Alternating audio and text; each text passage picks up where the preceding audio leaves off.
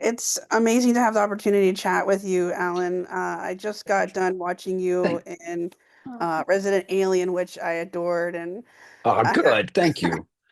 I half Thank you. expect to see a little Bridget hanging from you. Oh, I wish I had one. I have one in another place, but yeah, a little ha ha. Well, to speak to you here today about WondLa is a wonderful pleasure as well. Your character's moral compass has been fluctuating these past three seasons, if we could, kind of lightly say that. Yeah, yeah. Cadmus is a tough one to nail down. He comes off in the beginning as this benevolent father figure to Eva, and then his mask starts to fall in season two.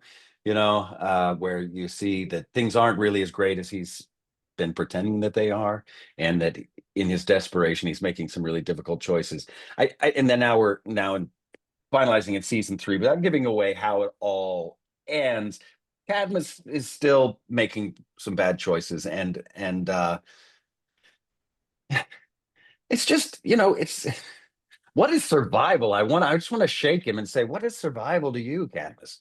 The he is there's such a great theme in this show of not there is no them, there is only us. And he just doesn't see it that way. He sees that there's only humans.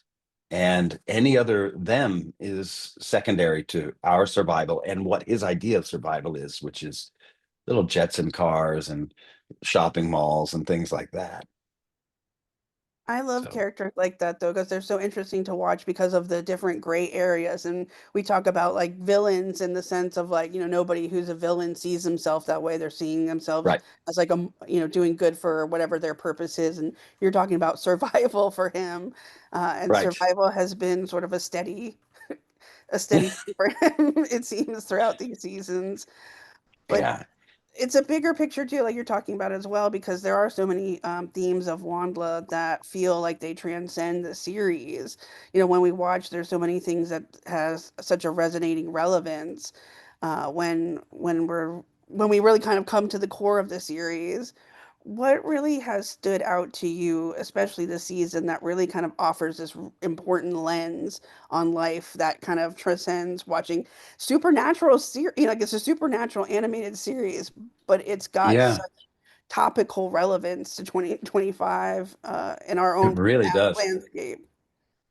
Yeah, I really, the whole technology versus nature that runs through the show is something that always is very I feel like it's always been something that I've been interested in, but when watching this show, it just comes up as being uh, very close to home with what's happening in the real world. You turn off your TV, and it's like the story still continues here in our reality. Um, I choose nature, and I hope we do too. I don't think we have a choice. Nature will win, but uh, do we get to be there too when it's all over? I don't think Cadmus is, I don't want to say what happens, but maybe he doesn't make it to we don't know what happens. I think you have to watch it to know. But uh yeah, it's the nature versus technology, which is so topical and about today. And I find it sort of quite apt also in a way because of iRobot. Right. Yeah. It's sort of like the Yeah. circular moment, circular, type of topic as well for you in a sense as well. Yeah, I've sort of been living. I've been living here, and I did. When we made that movie, that we read a book called "The Age of."